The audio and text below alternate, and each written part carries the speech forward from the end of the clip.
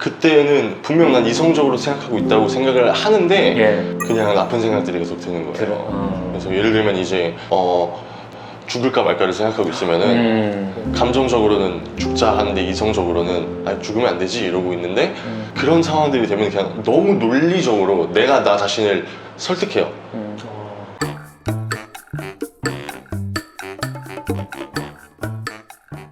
해요? 네. 안녕하세요. 아, 저희가 안 보셨네. 아니 그래도 이렇게 하는 줄 알았지. 나 편집인 줄 알았지. 이걸 이렇게. 저희가 박수 치면 보통 안녕하세요. 네. 닥터프렌즈입니다. 저희는 고개 숙이고 시작하는 채널이에요. 네. 한번 하겠습니다. 네. 인사할게요. 안녕하세요. 닥터프렌즈. 이상하잖아. 안녕하세요. 닥터프렌즈. 예. 저는 드럼자 네. 닥터입니다. 아.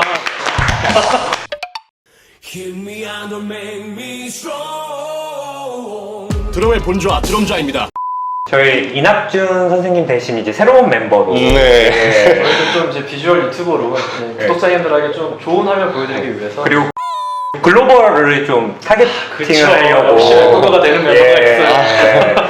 네. 저희는 뭐 의학 지식으로 많은 분들에게 힐링을 준다면 이 드럼자님은 드럼으로 그쵸, 음악으로 또 이렇게 많은 분들에게 또 좋은 에너지를 또 전달을 하고 계시는 것 같아서 네, 네, 맞습니다. 저희가 이제 머투맨이라는 그런 머니투데이 그 유튜버에서 네. 빅터환님이 추천 채널로 닥터프렌즈를 추천을 네, 해주셔가지고 네. 닥터프렌즈 같은 분들은 제가 초창기 때부터 구독을 했고요. 이게 뭔 영광인가. 아닙니다. 제가 데뷔 전부터 많이 봤었거든요. 저는. 데뷔 전부터요? 영상 너무 재밌고 그래서 네. 되게 열심히 찾아봤습니다, 사실. 감사합니다.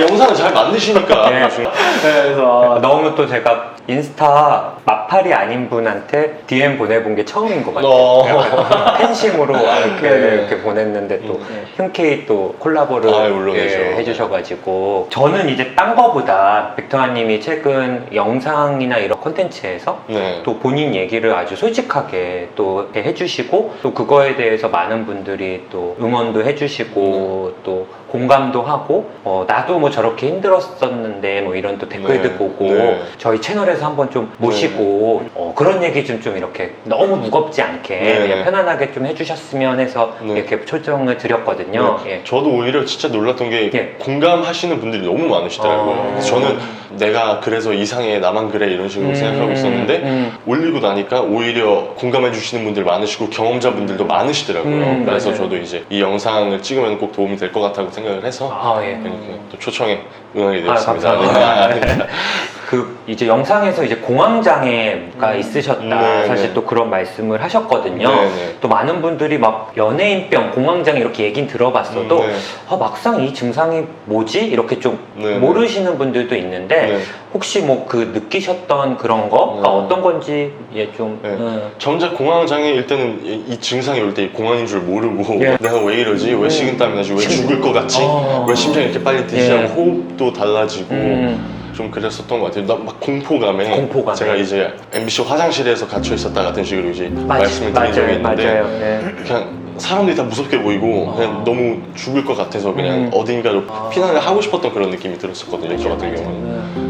네. 진짜 공황장애 갖고 계신 많은 분들이 여기가 안전하지 않으니까 도망쳐야 되겠다 이런 생각을 많이 하세요. 대부분 아마 그런 걸 느끼셨을 것 같고 사람마다 안전하다고 느끼는 곳이 조금씩 다르거든요. 네. 빅터아님 화장실이었던 것 같고 그러기보다는 저는 사람이 없었던 사람이 없는 곳으로 가죠.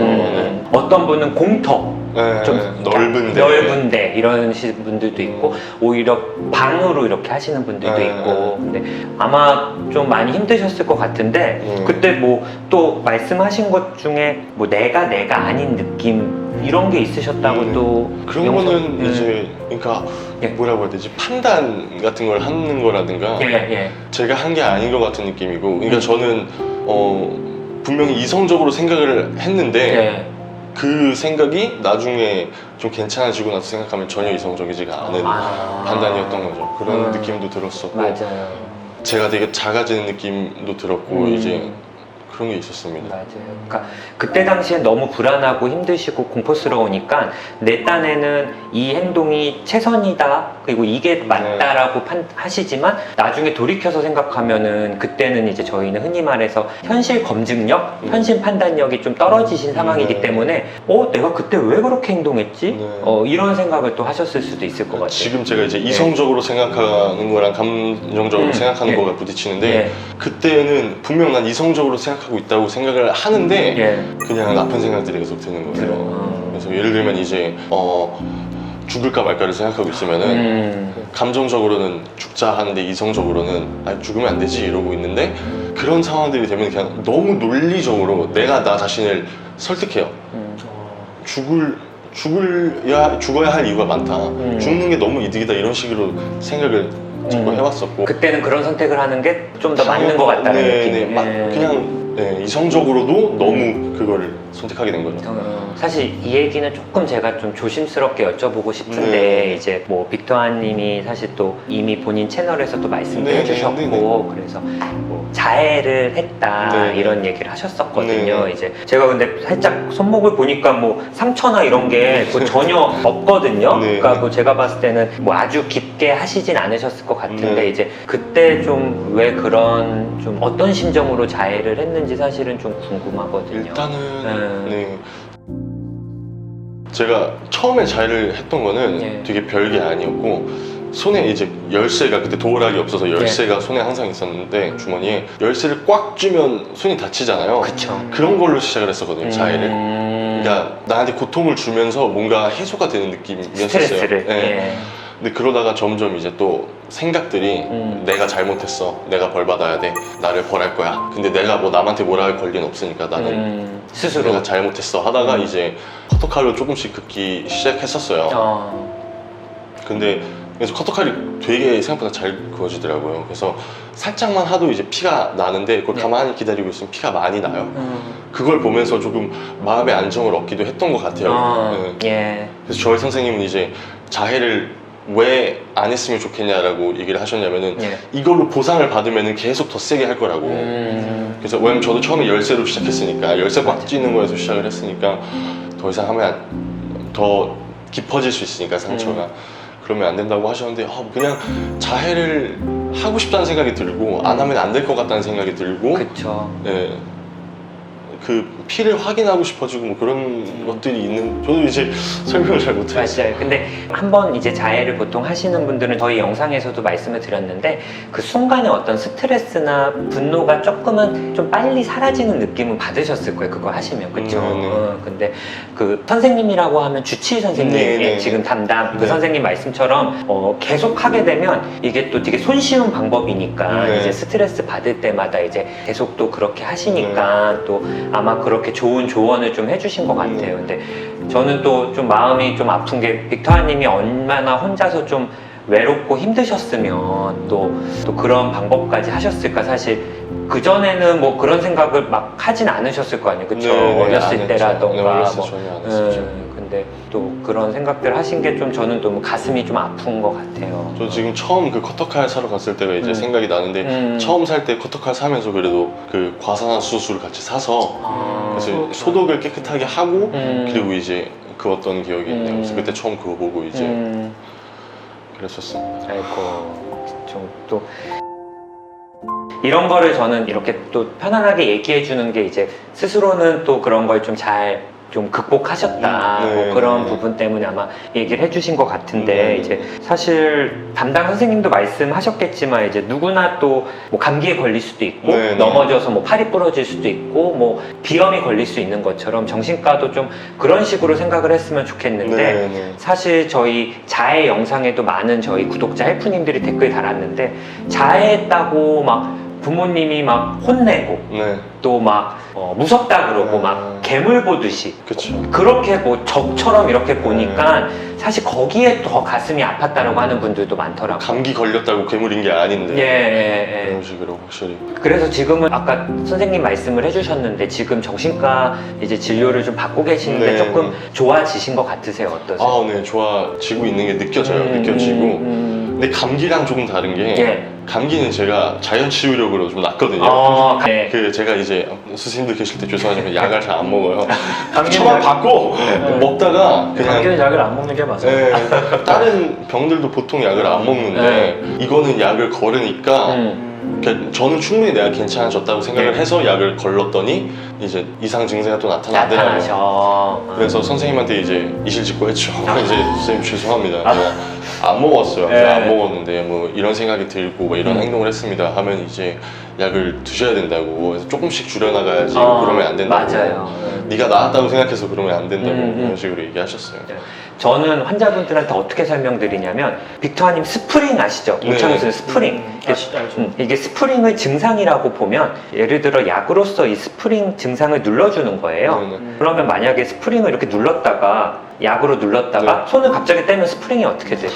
튀어올라. 탄성 때문에. 그러니까 증상이 더 이렇게 튀어오를 수 있거든요. 그러면 이 스프링을 안 튀어오르게 하려면 어떻게 해요? 천천히 손을. 천천히 손에서 힘을 빼면서 싹 빼면 스프링이 이렇게 올라갔다가 여기서 딱 멈추잖아요. 네. 그래서 빅터아님 선생님도 말씀하셨던 것처럼 약을 뺄 때도 서서히 줄여야지. 보통 많은 환자분들이 제 환자들도 오늘 제가 그래서 환자분들한테 잔소리 좀 하고 왔는데 좋아졌다고 이제 나 이제 안 먹어도 될 것 같은데 그러고 한 번에 딱 끊으시면 이제 또 확 나빠져서 오시니까 아마 그런 진료는 좀 계속 좀 받으시면 너무 네, 좋을 것 네, 같아요. 그러니까요. 근데 뭐 정신과 진료가 사실 뭐 100%는 아니거든요. 그리고 빅터아님 말씀하신 것처럼 사람마다 달라요. 뭐 우창훈 선생님은 비염이 있어요. 비염 진짜 있어요. 네. 우리 디렉터님도 비염이 심하고 그런 것처럼 빅터아님은 감기나 비염에는 강하시지만 예를 들어 이제 그런 공황장애나 이런 거에 좀 취약하신 분이고 저 같은 경우는 불면증 저도 불면증에 조금 시달려서 가끔씩 약 먹고 그러거든요. 그러니까 사람마다 어떤 부분은 건강한데 어떤 부분은 약한 거 그런 게 있는 것 같아요. 빅터아님은 또 잘생기시고 키도 크지만 이제 저희는 의자를 좀 많이 올린 이게 사람마다 다 장단이 있고 그러니까 정신과도 장단인데. 그래서 그런 게 다 있다고 생각했으면 좋겠어요. 그래서 어떤 사람은 이거에 취약하고 어떤 사람은 20대, 30대 때 건강하다가 40대, 50대 때 아프신 분도 있고 그러니까 그런 분들 저한테 많이 오죠. 그러니까. 그래서 그렇게 생각하면 좋을 것 같은데 또 이제 환자분들이 많이 물어보시거든요. 선생님 그럼 제가 알겠어요. 이제 선생님 얘기 듣고 약도 꾸준히 먹고 병원도 열심히 다니겠다. 그러면 제가 또 따로 할 건 뭐가 있을까요? 이러는데 혹시 빅터아님은 이제 뭐 이런 치료는 당연히 기본이고 혹시 좀 어떤 것 때문에 요즘 많이 좀 좋아지셨다고 느껴지는지 사실 좀 궁금하거든요. 일단은 그 저희 주치 스님께서는 입원하라고 하셨거든요. 입원을 해서 진짜 그냥 왜냐면 제가 스케줄이 너무 많고 하니까 스트레스 또 많으시고. 그래서 저는 근데 그런 걸로 스트레스를 느끼지 못했어요. 저는. 스케줄로는. 저한테 이제 그냥 이거 약 드시고 그냥 13시간 잔다 생각하고 그냥 여기 입원해서 계셔라 했는데 하기가 싫더라고요. 또 그래서 제가 그냥 이제 호텔을 가서 그냥 그날 하루를 호텔에서 그냥 이제 보냈어요. 그냥 아무 생각 안 하고. 근데 처음에 계속 잡생각이 계속 들고 하다가 나중에 조금 괜찮아져서 좀 그런 적절히 쉬는 게 저한테는 도움이 됐던 것 같아요. 휴식이. 저는 휴식이 별로 없었으니까 사실. 사실 유튜브 시작하면서 좀 계속 또 달려오셨으니까. 아니 근데 저는 지금 이 순간 같은 것도 누가 보기엔 제가 일하는 것처럼 보이겠지만 저는 너무 즐겁거든요. 그래서 저는 이게 일이라고 생각하지도 않고 오히려 휴식에 가깝다고 생각을 하는데 뭐 아마 제 몸은 그렇게 반응을 그러셨을 것 했던 것 같아요. 그러면은 또 휴식이 또 도움이 되셨는데 뭐 또 제가 봤을 때 이제 엄청난 사랑을 또 많이 받고 계시잖아요. 진짜 짧은 시간 안에 막 구독자 수도 엄청 증가하고 또 많은 분들이 댓글에서 응원을 보내주시고 또 빅터아님이 이제 그런 드럼을 치는 그런 거에 또 막 신청곡도 하시면 또 그걸 해주시고 또 그걸 좋아해주고 또 이런 소통하는 거 또 그런 거에서도 빅터아님 많은 힘이나 좀 그런 걸 느끼시지 않았나 싶었는데 그런 건 좀 어떠세요? 많은 힘을 느꼈었는데 아까 제가 말씀드린 것처럼 결국 약을 안 먹으면은 그 모든 게 다 허상처럼 느껴지고 그냥 아무도 날 사랑하는 게 아니야 이런 식으로 느껴지게 되는 거예요. 약을 먹으면 이제 이성적으로 많은 분들이 날 좋아해 주신다, 조회수도 많이 나온다 이렇게 생각을 하는데 약을 안 먹으면 바로 그냥 엄청 부정적으로 생각하게 되더라고요. 그래서 제가 드시는 약을 아까 빅터님이 보여주셔서 보니까 워낙 또 선생님이 잘 처방을 해주셨는데 이제 그런 공황 발작을 좀 안정시키는 안정제 약이랑 네네. 그리고 감정 기복을 좀 조절해주는 그런 약이 좀 들어있더라고요. 그래서 이제 많은 환자분들께 처방하는 약이어서 뭐 좀 그 약은 좀 꾸준히 좀 드셨으면 좋겠다는 생각이 들어요. 일단은 제가 이제 처음 근데 이제 우울증 공황을 예. 이제 그때 공황인 줄도 몰랐죠. 아, 왜 이런 줄도 왜 이런지 모르고 모르지. 하고 병원을 가서 그 선생님도 저한테 공황 장애입니다라고 얘기를 안 하셨어요. 사실. 예.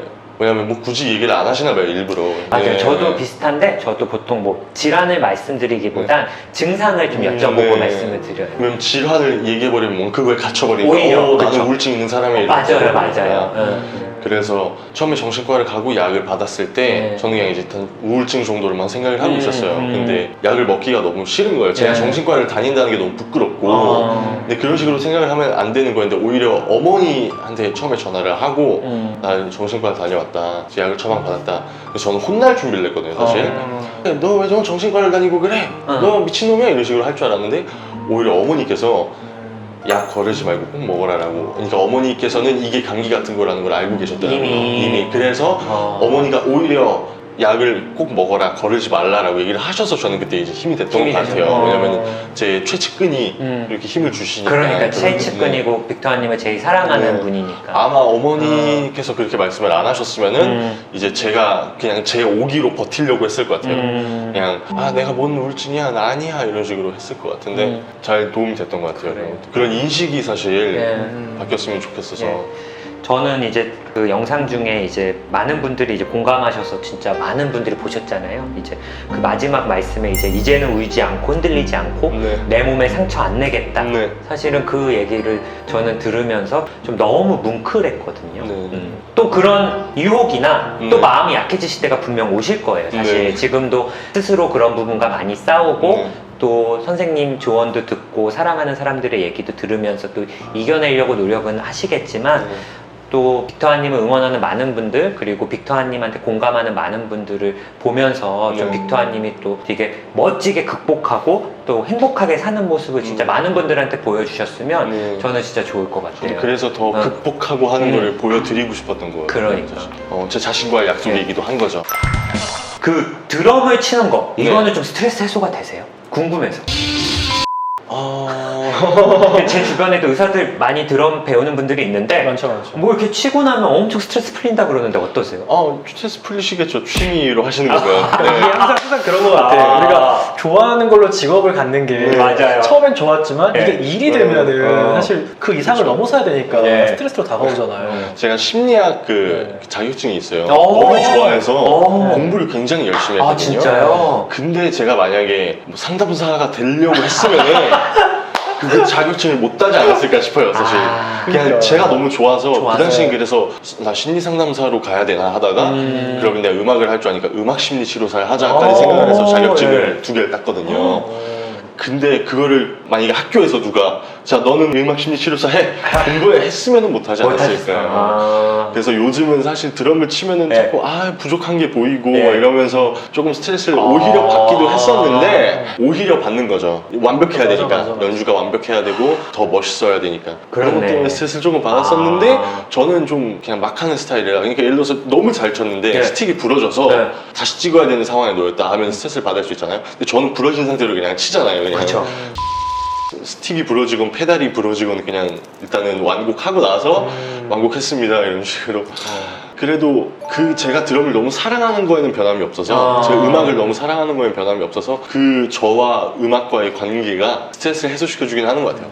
근데 되게 맞는 말인 것 같아요. 이게 그런 스트레스가 사실 있어요. 그걸 극복해 나가는 과정이 또 본인들이 성장해가는 과정이거든요. 맞죠. 내가 좋아하는 일 혹은 내가 정말 잘하고 싶은 일을 하면서 스트레스가 없을 수는 없는 것 같아요. 네, 네, 제 네. 경험을 봐도 그래서 되게 공감이 되는 이야기인 것 같아요. 제가 스트레스 받는다고 그럼 지금 가서 드럼 쳐야지 하면은 제가 과연 제가 과연 2시간을 그냥 과연 드럼만 치게 될까 아니면 맞아요. 지금 유행하는 곡은 뭐고 맞아. 내가 어떤 거를 쳐야지 조회수가 잘 나올 거면 어떤 거를 잘 칠 수 그럴 있는 거 유튜버까지 되셨네. 그러면서 나중에 유튜버입니다.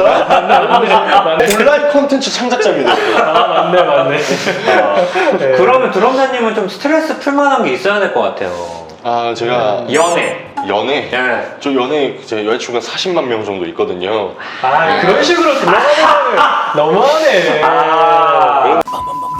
좀 뭐 빅터님이 뭐 이렇게 웃으면서 또 이렇게 저희 정신과에서는 방어 기제 중에 승화라고 있거든요. 네. 그리고 유머라는 게 네. 있어요. 그러니까 승화라는 건 뭔가 음악이나 이런 창작 활동, 네. 그리고 유머는 뭔가 이렇게 유머러스하게 내 스트레스를 해소하는 뭐 갈등을 해결하는 네, 네. 성숙한 그런 디펜스 메커니즘, 방어 기제 중에 하나인데 뭐 공부하셨으니까 아시죠? 나 네. 그게 이게 스트레스였는데 아시죠? 스트레스가 아시죠? 나지 아시죠? 그냥 공부하셨나 보다 하고 가면 되는데 아시잖아요.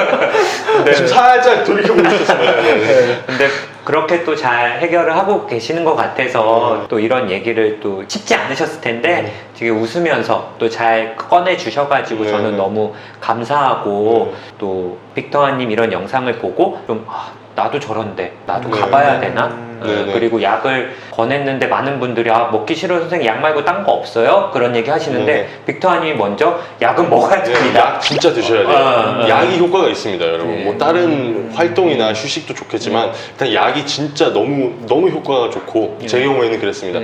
약을 오히려 안 먹으니까 휴식을 하고 있어도 뭐 작곡을 하고 있어도 약을 안 먹으니까 다시 그 저의 부정적인 형태가 나타나더라고요.